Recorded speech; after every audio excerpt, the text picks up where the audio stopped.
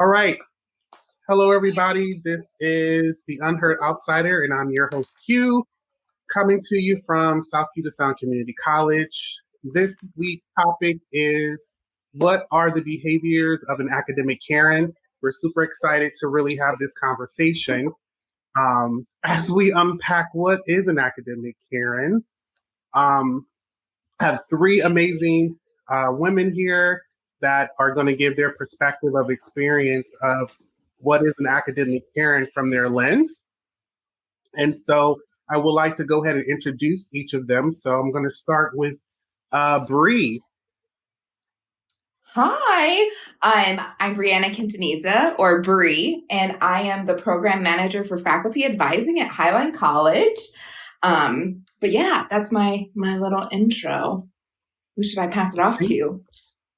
Let's see. Let's go with Tarah. Hi, my name's Tarah. I am a student at Evergreen. I'm single mom. That's about Awesome. it. Awesome. And Cristy. Yeah, hi. My name is Cristy Dougherty. I am a PhD candidate and graduate teaching instructor here at the University of Denver. Awesome. We're super excited to have all three of you. And this is really a really big conversation right now, which is calling particularly white women Karens. And a lot of discussion around using that term, from my understanding, has been because a lot of particularly white folks don't tend to understand or really adapt to the terms that are already created, like whiteness, white privilege, terms that a lot of people of color have been using and utilizing for a while. And for some reason, Karen has become the new term. But also, I think, from my understanding, a lot of white people, particularly white women, have been a little bit taken offense by people of color using that term. I'm really interested to start. The first question is, from each of your perspective of the behaviors, what are some specific behaviors from your lived experience that you've seen academic Karens do that tends to degrade or dehumanize people of color in higher ed? And let's start with Bree. Yeah, for sure. Well, it's so interesting that that's the first question, because I was thinking about it and I was like, what does an academic Karen mean, right? Because I've never used it in that context. But the more I thought about it, I was like, the more I realized I've literally dealt with an academic Karen since like elementary and middle school. And so my first behavior, I would say gaslighting for sure, right? Where they kind of instill this like doubting, self-doubt within you. And it kind of just perpetuates like how you go on about the rest of your academic experience and your career experience. I feel like I've even felt that last year, right? And I continue to feel that, where I can tell people what I'm feeling and they're like, that's not true because X, Y, and Z. But it is true because my feelings are valid. So that's my favorite or most specific thing I can think of when you say academic Karen. Absolutely. Thank you for sharing that. I'm interested to hear from Tarah. Tarah, I know you've been a student, of course, working with me in the DEIC, but I also know, of course, you running the BSU club at SPSCC and just working with me. And I know that you've taken quite a bit of different type of faculty at SPSCC. So, have you come across any specific white women as far as faculty staff that you would somewhat consider also an academic Karen, like someone in the institution that's not really for the progression of people of color? Oh, it's a good one. Actually, I've had SPSCC. I've actually had some really amazing teachers. Yeah, It never made me feel that way. But I will say, like, before SPSCC, when I've been to a couple colleges before, and it's the surprise factor that they seem to have when I tell them I'm going to school. Mm. It's like they're used to the fact that, oh, you're just a single Black mom that has a kid. Wait, you're going to school too? And you're working? Wait, you're doing 3 jobs and doing this too? I don't get it. Like, you don't think I can't do it? They expect you to stay at home all the time? I've had that, which has, like Briana said, I've had that where I'm like, I don't feel like I quite belong here. Mm. For a while, it took me a while, and like, and it perpetuated itself for me at SBS for the first 4 years. Okay. It wasn't until I hit and that was me going back and forth. But like by the time I hit my 4th year, I started meeting some really amazing teachers that upheld me quite a bit, and I started finding my place. And then, of course, the deck was amazing in that regard. No, But that's really yeah, good. Oh, that's good. the Go ahead. surprise factor for me. Yeah, what's very interesting to me is that I've always had to deal, and it's interesting because I was having this conversation with a friend of mine who's also in a PhD program at Illinois State University, and we were just talking. I was like, yeah, SPSCC, I'm going to be hosting this new podcast that we're trying to use as like a way to do cultural competency and just continue the conversation, just to keep people, pretty much engaged. And, he was like, hey, this whole situation with academic Karens. And I was like, yo, that's some dope ass shit. Like, I never really thought about it in the context of like, how do white women bring that into higher ed to really stop, right, students of color? And let's even go as far as faculty of color, of moving in the direction that they want. And I'm interested to hear from my boo-boo Cristy. For people who don't know, Cristy and I went to grad school together, and she's she's actually looking at doing research about this right now. So it was like perfect timing. So I really would love your perspective on like the research you're doing currently that, that's, you said it's going to NCA. Is that right? Yeah. What's actually interesting is a lot of the work I do like centers just kind of, it theorizes sexual violence as a white supremacist and settler colonial tool in a lot of ways, right? I have to ask myself as a white woman, like my location in those systems to really like center, right? Like women of color work, and Indigenous feminists and Black feminist work. I really have to be thinking like, where's my place here, right? How am I upholding this system? How am I participating in them?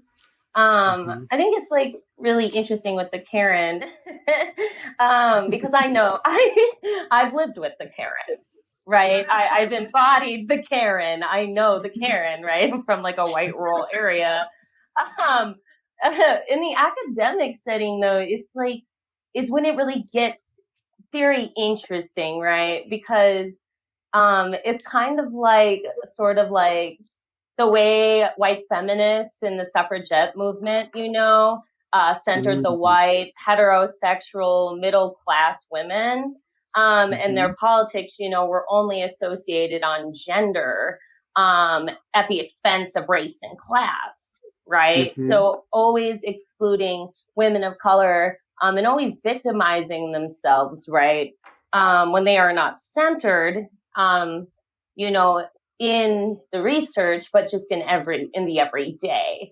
So I think that's like what's unique about academia is it's kind of like the good white female employee, right? Like, and that comes from Dawn Marie McIntosh's work, right? From I think the title is "White Ladies, the White Trash Mamas." So it's like white femininity, it comes in all of these different shades, which I think academia is a very, very like uniquely toxic space, especially for women of color. Let's talk a little bit more also about just pinning that a little bit too about seeing so many women of color leave higher ed or particularly work environments that is toxic due to white women. I'm interested to hear from Bree and Tara about you know, what has been your experience working under particularly white women that might be somewhat in this Karen embodiment? And, or have you seen women of color leave due to white women that could potentially be holding a lot of women of color back? Yeah. Yeah. Any one of you, like, Good question. Bree or Tara, go ahead. Tara, I feel like you can go first. Let's switch it up. I think, okay, speaking from an intern's perspective and Yeah. from a BSU president perspective, working within the faculty, I found that Black women get pushed aside for different ideas that they had. So you come with an idea and they're like, oh, that's a great idea. And then they put their stamp on it. Yeah. I've had that issue a couple of times that I've had to deal with, and it's not a pleasant experience, and it makes you extremely angry. For me, it was my goal to not give up and go back, but yeah, I could see how that would push women of color aside. I think walking into an academic space where you're looking for that person of color that's a woman and only seeing one in the group and feeling uncomfortable about that fact is another issue. Yeah. And then when you ask about it, they're like, well, we just don't have Black people who apply all that much. And I'm like, really? Or is it you just don't hire them? Mm-hmm. Wow. So I think that's kind of where I go with that one. No, that's really good. And, I think it's very interesting to me because I get very upset. Cristy knows my upsetness, but I think she's seen it. She's seen my upsetness in my. I like it. Back in my graduate school. Yes, you have. I get particularly upset when women of color do not get the credit that they deserve, especially when we're talking about the work that they do and contribute to higher education. And it's one of the things that it's kind of like I get up, like there's moments where we can talk about, yeah, we've collaborated and this is going very well. Like, oh, we collaborated on this project and we worked as a team. But then there's moments where I feel like you need to be very honest and realize who really put the work in. And I don't feel like women of color tend to really get that acknowledgement. And I say it all the time, like even where I'm currently working, like I'm always specific when I'm saying things. So like, oh yeah, they worked on, you mean such and such did that? Like we need to really call it for what it is. Like, yeah, we can say it was a team, but who really put the work in? It's like it's like working in when teachers, put you in those group projects. Cristy, we've been in plenty of them. Mm-hmm. And you turn out and you're like, who did majority of the work and who didn't, right? Mm-hmm. So that's the part that really bothers me, especially when it comes to women of color and the work that they actually do and contribute to higher ed. Mm-hmm. So I want to put that out there. I don't know if Bree or Cristy, either one of you want to chime in? Yeah, no, I think as far as like the whole like group project segue that you're talking about, I feel like because we've almost practiced in that sense of like, as long like our professors and our teachers haven't really looked at the individual work, it's kind of why it takes so much out of me to say like, no, I did this. I need you to recognize that this was my effort and not the effort of everyone. And it feels selfish, right? It feels like I'm trying to steal the spotlight. I think in the beginning of my professional career, it was just like, you're lucky that I don't do this for credibility. I do this because I love what I do and I know who it's helping. Okay. But now my ideas have changed. Right. And I think the other part of your question was like, do you know of any women who have left? I was like, I feel like I'm the woman who left. Right. Every time when people have wronged me, I'm like, listen, I am not here to build up these bad behaviors that you all are doing. I want to be corrected. I want to be fed information so I can grow. And you're not giving it to me, and I don't know how to find it. So I'm going to go someplace that will teach me all of these things. And so, like, I always think about that one quote that's out there, and I'm very cliche, and that I recognize it.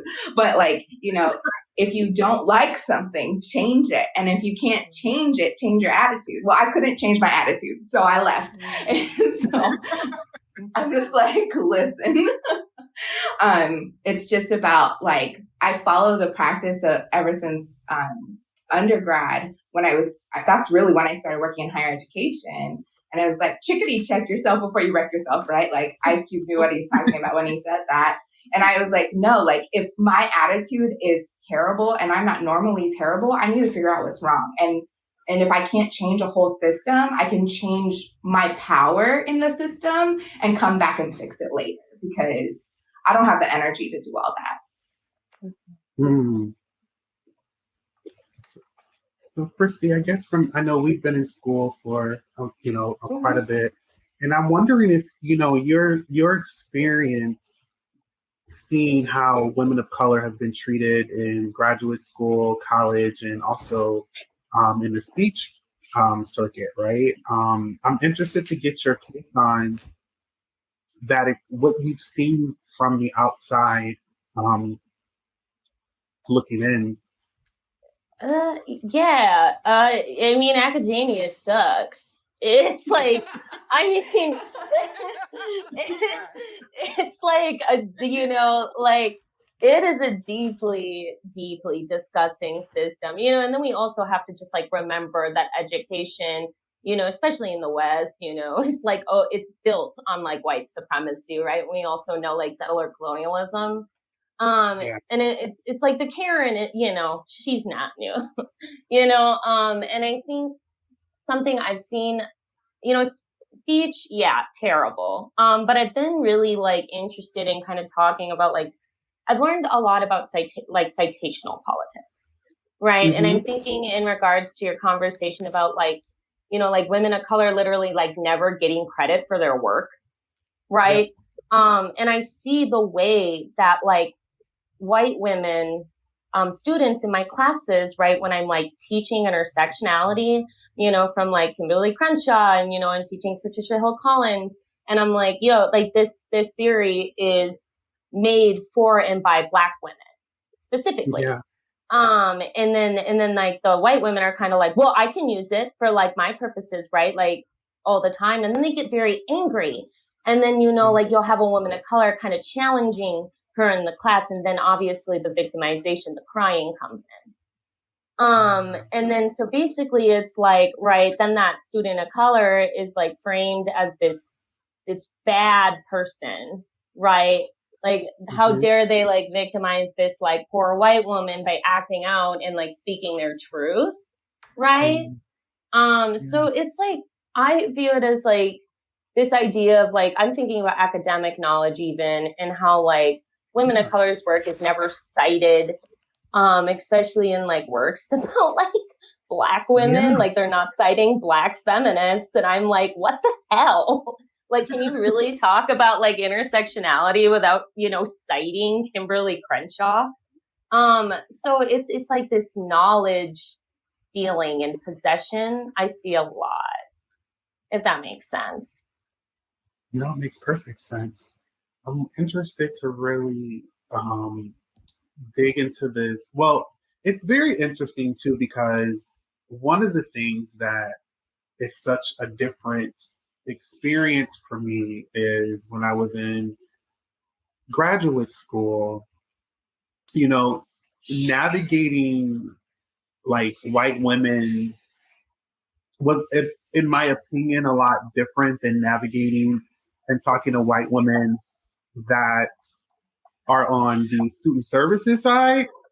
And I feel like my experience with with white women on the instruction side of the house has always been particularly, it's kind of like romanticizing and like the sexiness of critical theory and wanting to like constantly soak up my energy, of wanting me to talk about, you know, what it feels like to be a person of color or a Black person within the space of the LGBTQ community, which is a very white space, and or other different types of research. And it's just, it didn't dawn on me. And I really didn't realize this until later when, and Cristy was there, was with me. We were at NCA, and I'll never forget this. There was a white woman who saw my hair, and this is true. And she specifically said, "I wish I could take a strand of your hair." And we're talking about an academic person, right? And she's like, "Oh, just your hair is so beautiful. I wish I could just like take a piece with me." And I'm like, "Did she really just say that shit? Like, really?" Like that, and I'll never forget it. And I'm like, this is just really crazy to me. So, and that's just the side of the instructional side. Now, on the, you know, I guess you can call it student services or administrative, it's very different. It's almost more as my career can only go so high, and I'm willing to sacrifice you to keep my position than to help you. Like it's a completely different type of caring for me. It's a little bit more, I guess, flexible in a sense with instruction, but not always the most safe. And it's just very stagnated and very just like hoped with the student services side of the house. And the question I even have for myself is, you know, I know we don't have a term, or maybe I didn't see it, is do we have a term for white men, you know, and do white men kind of, you know, mimic the same kind of behavior as a Karen, you know? And, you know, this was a conversation that I was having with someone, like, you know, they was like, what do you call white men? I'm like, white man? You know, I don't know. So, you know what I mean? So right. I'm just, you know, so I'm wondering, when we think about, and I'm going to share an experience that I had. So, so our institution has been doing some work with talking about race.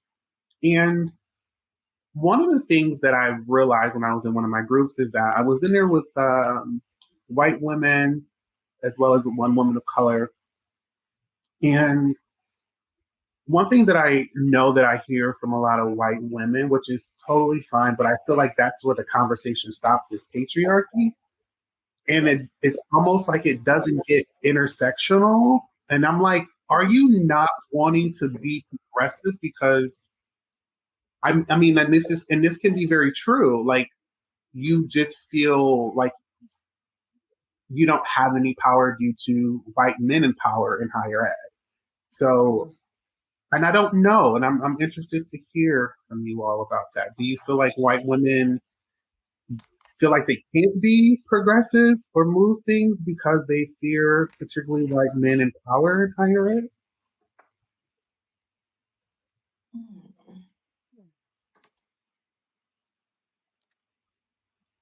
I think that would depend on the person, wouldn't it?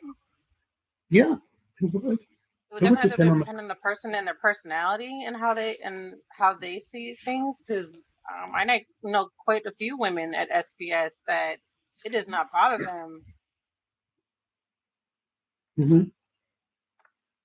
Okay. Yeah, I don't know if I would say that it like, I would agree with Tara. I think it depends on the person. And also, like, I don't know necessarily it's because they're scared of the white man. I think they're scared of their positions being threatened in any way. Like, I feel the most solidarity I've seen from white women are those who are either beside me, who like work beside me, and they're like, oh my gosh, like you definitely did that work. And I'm like, listen, I can't fight. It's not the battle for me. I was like, they're playing checkers, I'm playing chess. They want to fight about this one. Don't worry. I have a bigger project in mind. But I also feel like feminism in itself is tricky, right? Because I don't even put it on just white women. I also think that there's a lot of women of color who fit in very well into the white society that don't want to threaten how far they've gotten. So they just don't want to help you move because they're scared that you're not going to be seen in the same light and it's going to ruin where they're at. And they don't necessarily see it all the time. So I'm like, why do I have to be extraordinary for you all to accept me or see me and hear my words? I promise I'm extraordinary, but like, just because you don't see it doesn't mean it's not there. Yeah. Like you have to work doubly hard with your race. It's crazy. Yeah. I have felt that way sometimes. There have been times I have felt like I had to work doubly hard just to be noticed because I'm like, seriously? It's such a struggle. And I'm like, that might just hit on some other like childhood traumas for me, but I definitely feel it in the career field, like in higher education in general. No, thank you for sharing. Anybody else? I think in like a lot of ways, like when white women, right, I feel like actively like ignore race and, like even, more so participate in like racism, especially in the academy, it's almost like this act of solidarity with the white man, right? And I think that's where it gets like, you're willing to, and I think like in order for you to really like, we really like for white women, we constantly have to be thinking if we're a Karen and also what makes us different than that Karen, right? Constantly. Yeah. And that's like a responsibility, right? To I believe like racial justice, right? And basically in that, doing that too, we have to walk away from the powers and privileges of that solidarity with the white man. And also, I always think back to like Audre Lorde, right? And the master's tools, right? It doesn't help white women to do that, right? Like that's not like to be in solidarity with white men. That's not going to dismantle patriarchy. It's not. So it's almost like, I always call people like that bootleggers, right? You want to get whatever inch of power you can receive, but that's a self-worth thing because like you have to realize you're worth more than that, and so are women of color, right? And it's like, I don't know, I think in a lot of ways you are professing your solidarity with white men, and I think it's an active thing. You're choosing your side. So what's what I guess I want to really unpack also why is there such a struggle for particularly white women to really be in solidarity with women of color, especially in higher ed? Like what's the disconnect here?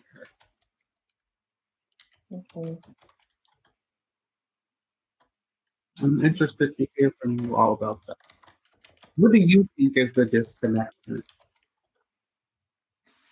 I feel like the disconnect can come in different sections for everybody, but what comes to mind when you say that, I just think about like, even in the regular college experience, right, as a student, like especially as a first generation student, like people just automatically think we're all at the same level playing field.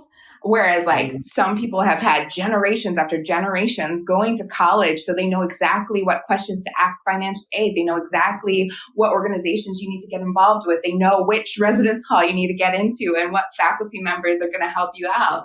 And I think about my experience, which I'm technically not a first generation college student, but I'm a first generation mainland college student because I'm from Guam. And I was like, I didn't know any of that. All I knew is I wanted to go to school and loans would pay for it. And that was the end of that. And it really just took other people I randomly ran into in the bathroom or at an event. I was like, that sounds cool, to even give me any guidance. And if I didn't have that luck, I wouldn't be where I am today. Right. And so I feel like that definitely plays a part in like when you get into higher education, people are like, well, you already know how to do everything because you got into this position, figure it out. And I'm like, but I aspire to be like you. Why can't we just have conversation? I feel like there's a certain time where people are like, you don't need a mentor anymore. And I'm like, wrong, but it's cool. No, I have to completely agree with you on that, because I did not know like the first thing about anything. What I knew from my past experiences was loans and financial aid. And then scholarships became one of those things where I was like, I wasn't too sure about them because it's a lot of work, and then there's a lot of people, and they're like, well, I'm not sure that's something I should just deal with. I got financial aid, will cover it. And it wasn't until a couple of teachers took me under their wing and they were like, no, you need to do this and you should be doing this. And by the way, this is what you want to do. Like, you need to fight for, and I had to learn that along the way. I had to fight for a lot of the classes that I wanted to take. Like a lot of fighting for certain classes that I wanted to take because of restrictions that I thought I had that I didn't realize I didn't have until later. And that wasn't until like somebody said something to me. Like, it's not just presented to you, which is crazy because I'm like, this is something that they should be throwing at you from day one. No, absolutely. That you don't know. I mean, yeah. And I think to add to that too, I don't know if anyone else is trying to speak right now, I'm sorry.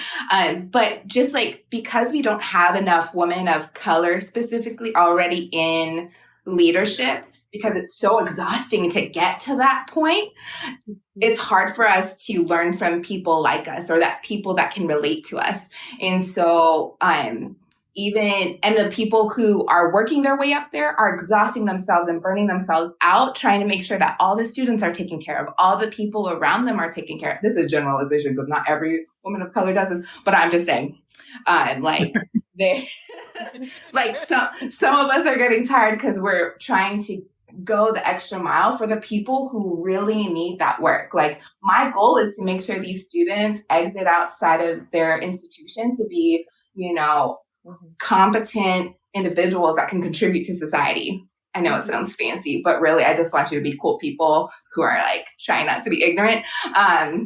But like, that's my main goal. And if I can get to the top to help more people, that's great. But I'm not going to die trying to do that.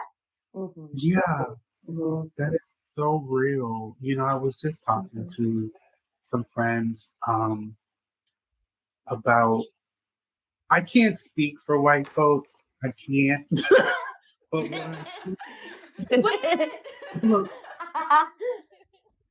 But what I can at least speak for myself and just from people that share with me, specifically people of color and specifically women of color, higher ed really drains the hell out of people of color. From what I've been told. Yes. And from, like you're saying, from navigating the different departments, the microaggressions, just sexism, I mean, all of the things. And there comes a point when people of color just really gets really exhausted in higher ed. And I'm interested to hear from all of you. And Cristy, I don't know if you have anything you want to add to the last conversation, but I just want to open up. Have you actually engaged with women of color that are exhausted right now, or can feel like they continue to be exhausted working in higher ed, dealing with, white women, or just the racial issues that are going Uh, I mean, without disclosing, right? Because it's not my experience to explain, right? But I've seen a lot, faculty, women of color with faculty who have been my mentors, and my important people in my process, right? Like educational process, just have to leave departments because they've been viciously attacked by white women. And it's just been exhausting in students, students, teachers alike, in department meetings. And it's like, and that's why I always say, academia is inherently toxic. And it kind of harkens back to kind of what I was thinking about adding in your question before. It's like this notion of individualism, without, it's that imperial, really white supremacist notion of pick yourself by your bootstraps, but then you're not recognizing the very unique, the very unique experiences based off of gender and race, right? Especially when they come together. And then it's because of that lack of knowledge, then I feel like so many women of color are left without any support, and also no language to describe what they're experiencing. Yes. Mm-hmm. And, when we don't know how to talk about those things, I mean, I can imagine it's just traumatizing, Yeah, it is. I've seen a lot of women of color in my time in higher ed be completely just disrespected. And you know what I mean? And in my mind, it goes back to it's just still a mystery for me in the back of my mind. Like, part of me knows what the fuck is going on, but then the researcher in me is kind of it's some more shit going on. And so, I know what's going on. I know what's going on, white man. I do.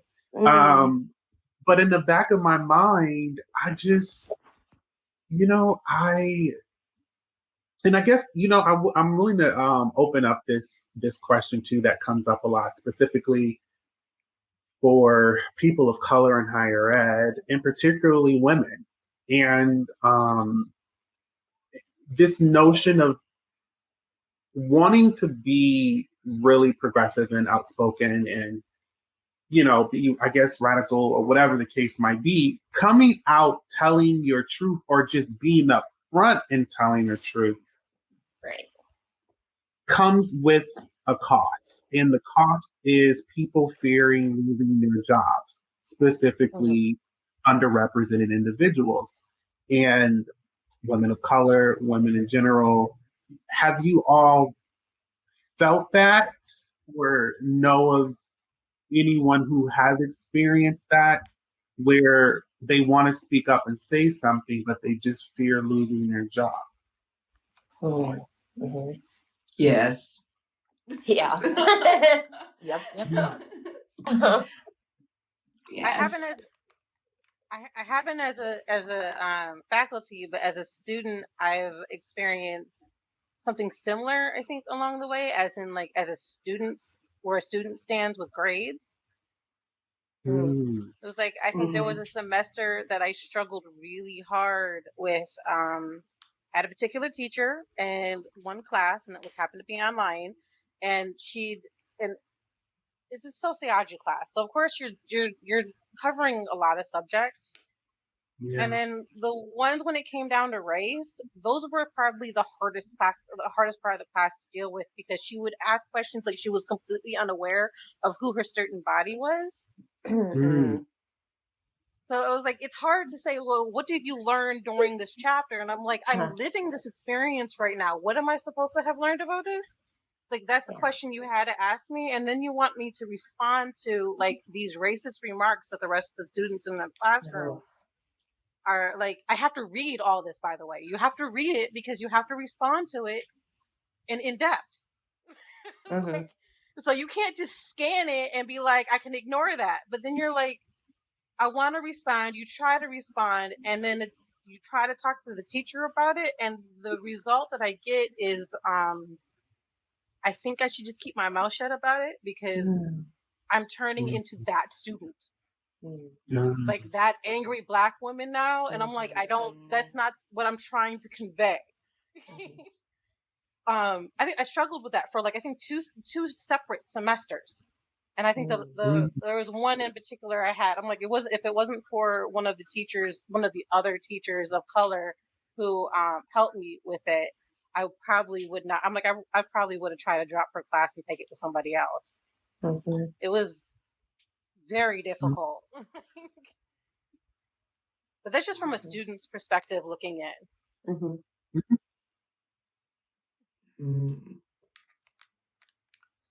Anyone I else? swear, she's bringing up trauma for me. So I'm just like thinking about, no, don't apologize. A girl needs to heal and process. It's fine.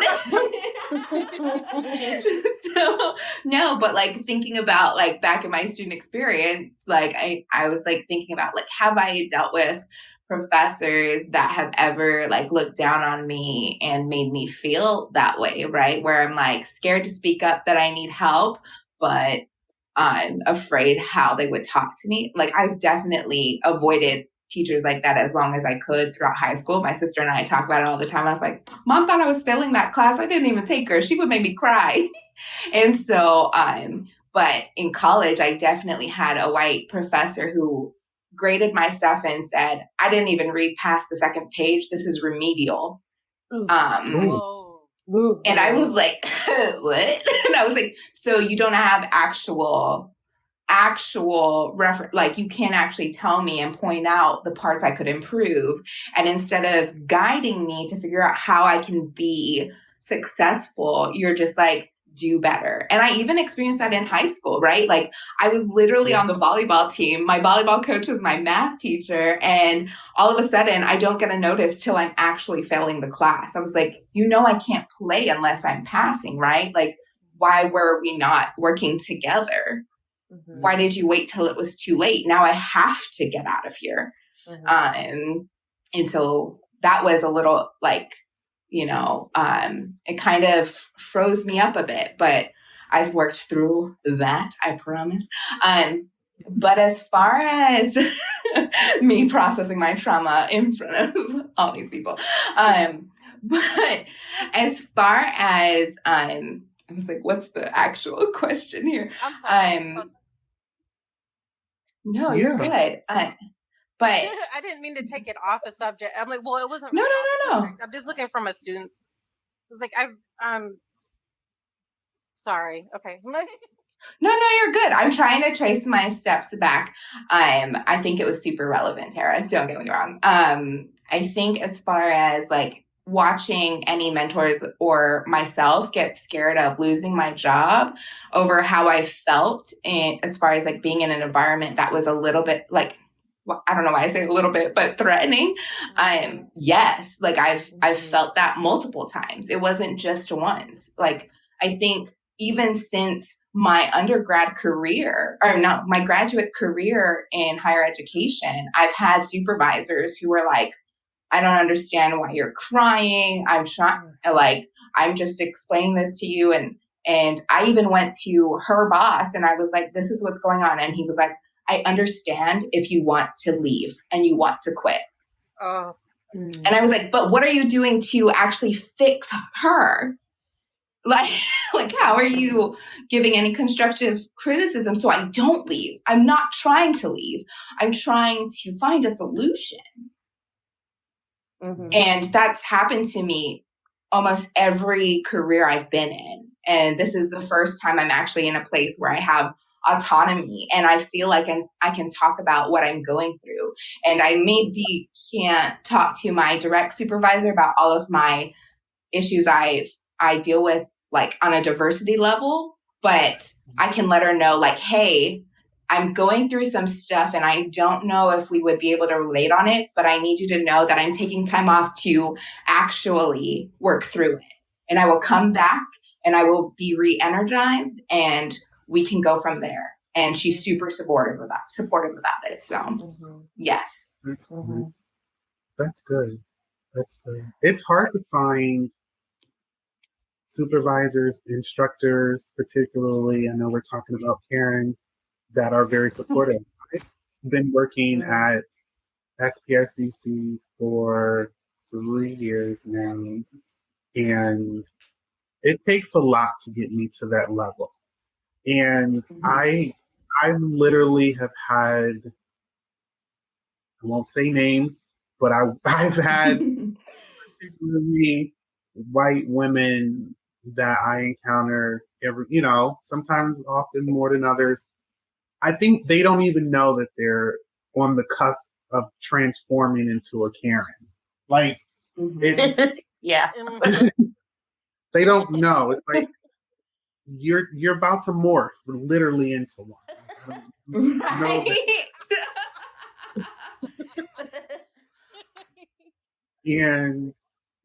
And then there's this moment too where I think that there's been some instances that I've experienced where, white women have also can be some brutal. I've just been very uncomfortable. And with a few white women at work, and I'm a strong person. I can hold my own. I grew up in the projects. Like I grew up where people were strapped every day. I'm good, but it's in such a professional environment where it's kind of like how honest and how far do I take my honesty, right? To the point where is this relationship gonna, really go turn for the worse? Or is it gonna be something that really might be transformative? And, I'm really big into healing and, really trying to work through things. But I've also learned that sometimes it's okay to not be in relationship with people on a professional level. Like, I've learned to be like, I choose not to be in a relationship with you. It's all good, but no, we good. So I'm interested to really also hear, and I hate sometimes making this into like, oh, tell me what to do, white women, or like, here's like, hey, yeah, like, tell me how to, I guess, and I want to say this before I move into the next one, is that I want folks who are hearing that are white, it is not the job of people of color to constantly educate you. It is, I'm going to repeat that again, it is not our job all of the time. And we get to choose if we want to do that or not. We might come in tomorrow and be like, yeah, let's do this. And then you can be like, what about not today? So because we live it every day. And I think that that's something that I want to preface. And especially women of color, I'm going to say this too. I need the institution to really, really take care of the women of color in higher ed and really do them better. I've seen it in multiple institutions. It's not something like, oh, I'm here at this school. It's not that. It's like I've seen it across the board. Because women of color have been just constantly disrespected in higher ed. And the part, though, that I really want us to kind of just unpack too before we kind of close out soon is, what are some things that you would recommend for I guess, Karens to think about, learn, do in this process. So. Mm-hmm.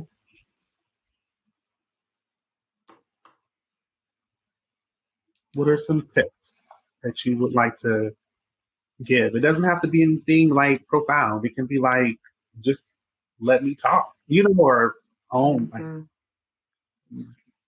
recognize that my experience is real, So I just, what are some things for you all? Like, what do you want to really tell, academic Karens, so to speak, that might need some help of, having it,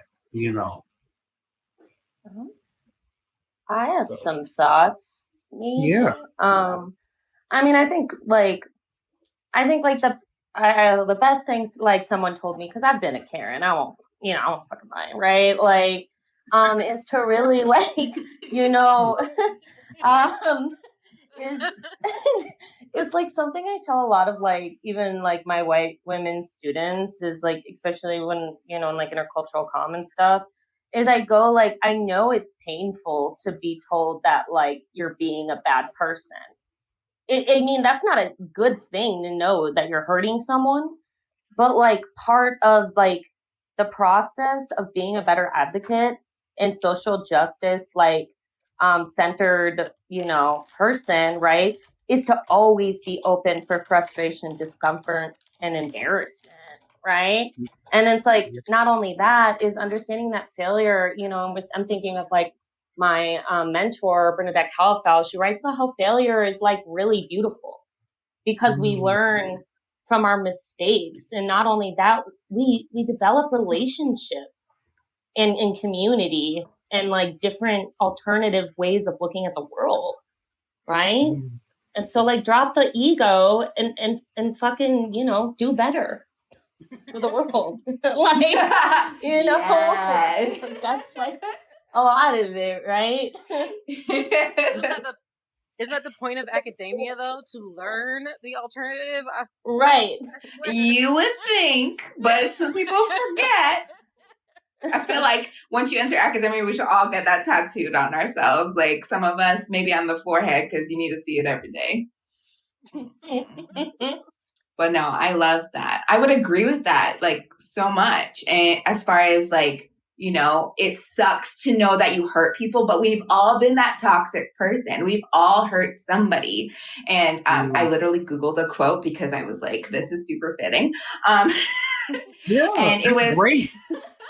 and basically it's saying I think one of the most humbling lines to live by is that if someone tells you you hurt them, you don't get to decide that you didn't, right? It's not a difficult thing for you to take a few steps back and admit that your actions have caused them harm. And that's just that, right? So my tip would be Google how to validate people, how to have actual genuine conversation. And I think society has done a great job of brainwashing us to just say, how are you doing? And actually not care. So reprogram yourself. If you can learn a habit, you can unlearn a habit. Just do that research. And if you want to talk about it, some of us are willing to, just not every single day, every single moment. It's exhausting. It's so exhausting. I think mine would be consider your audience. It's we even white women know that everybody's different because there's different personalities among them, but it's it's like they stop right there and they don't consider their race as well. And that makes the biggest difference. So consider what you're saying before it comes out of your mouth. It's okay. It's if I ask you a question, it's okay if you're I just need a couple of minutes and then come back and talk to me, because you're considering the fact that this audience won't take what you're going to say okay. Right. And not everything that's on the tip of your tongue is meant to be said. So I'm consider the audience that you're addressing. Yeah. I think overcompensating can be just as hurtful as like being ignorant. Like if you try too hard, it's just not coming from the right place. So like just get used to having that uncomfortable conversation. That's good. Too is like just stop being complicit, like, and also stop being complicit to your own impression, and understand that like oppressions and systems of like power are so deeply linked and like in communication with each other, right? And it's like I always like see too is like white women being like, well, I don't want to talk at all, and I'm like, then you're not engaging, right? Then you're doing nothing at the same time. So it's like finding that balance and always like evaluating it. Like it's work too, you know? The concept that white silence is the concept that white silence is violence is very true. Yeah. So like speaking up, just speak up. It doesn't matter who you are. You see that somebody is hurting, you see that this other Karen is attacking. Say something. Did you just turned into a Karen by walking away? Right. I think about it when like people vote, and I know I was like, listen, I'm still working on my ballot, so I'm not judging anybody. But I'm just saying, like, like people will take these elections, right? Like the last election, everyone was like, well, my vote doesn't count. I'm like, dude, if you voted, maybe we would have been in different circumstances. Like, stop individualizing this for you. Think about how it can affect everybody. And so, like, if you need me to mail your ballot for you, I'll do it. Postage is free. Like, I'm just saying.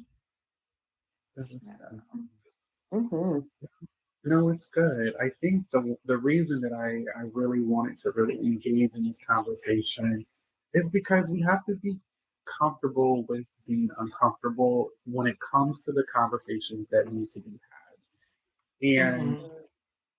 And I don't think, I feel like we're scratching the surface, especially in higher. Like we're scratching. We're still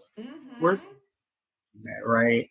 Where, you know, people start taking things personal, and you know, like you all are saying, like let's not try to make things so personal. Let's really try to roll our sleeves up and really do the work. You know, I want someone who's going to show up and do the work. Like show up and do it. You know, I don't need you in the room chilling, you know, saying I went to it but nothing's changing. I need you to show up and do the work. And you know, and that goes for a lot of underrepresented individuals. That's what most of us, can't speak for all, tend to want, you know. So I just really think that that's something that's really important to really consider and understand, but also at the same time, I think it's important for us to really have the conversation about academic care, and especially thinking about what the percentages of white women that voted for Trump. So like we can't get out of that conversation. Like you know, we never should, because what you know, like, oh my God. You know, so it's like if that many white women voted for Trump, like I can only imagine how many of those are academics. So, you know, so I think that's important. But I do want to leave us on anything that you all are wanting, any final last thoughts before we close out? I would say one, Q, thank you for inviting us to be here and have this conversation. But two, I think just one thing to think about as far as like learning about diversity and like all of this stuff is like, one, I'm kind of grateful for our whole like quarantining, because I think it's been able to allow us to focus on Black Lives Matter and like all of these different issues that are coming about. But my quote of the day out of the three I've given is really, the minute you think you know everything, you know nothing. Like, continue to keep learning, right? Because if you think you know everything about diversity, you know everything about like all of these different issues, you're wrong, because things are changing. Everyone's going through different experiences. So keep your mind open and ready to change, like Tarah said. So. Very good. Cristy, Tarah, any final thoughts? Please consider the butterfly effect. Mm-hmm. Please consider it. It's so important. Everything you do affects everybody else. It's even the smallest things. So. Yeah. Cristy? Honestly, just say like,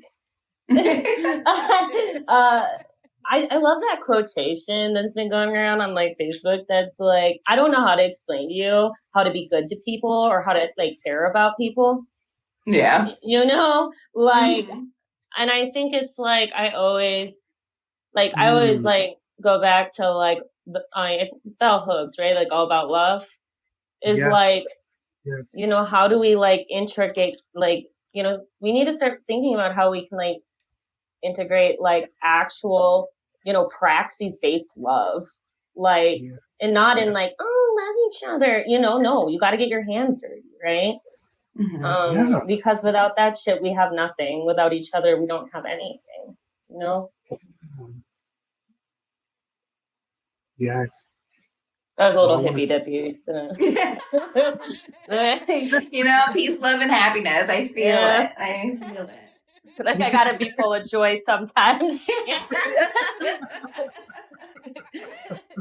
One of us needs to have it.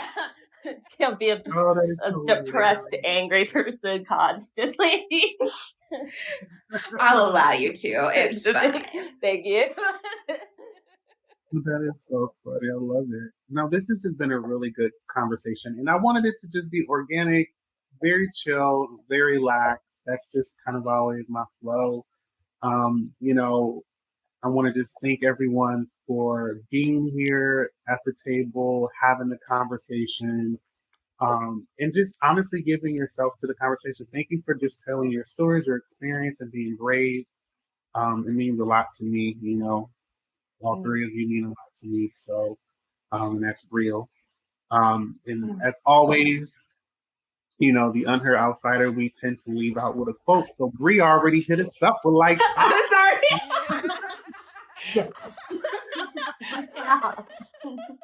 My bad. No, but that's Bree though. No, Bree is like the quote, like master. Like Bree is Thank you. I got quotes on my body, everything. I love it. So I want us to just leave with a quote by James Baldwin. Is people can cry much easier than they can change. And I think it's really important when we continue to have these conversations is people can cry much easier than they can change. And that's by James Baldwin. I want us to really think about that as we continue to move forward in conversation. But thank you three for being here. It's been great. You've literally made my night. I can go to sleep. So thank you. Thank you. I love you, Q. In the future, I'm definitely going to be reaching out once again to have you at the table with more different conversations. So stay tuned. I'll always be here. Yes. Right. Thank you. Well, have a good one. And we will see Good you all night. next night. Bye. Bye, everyone. Bye.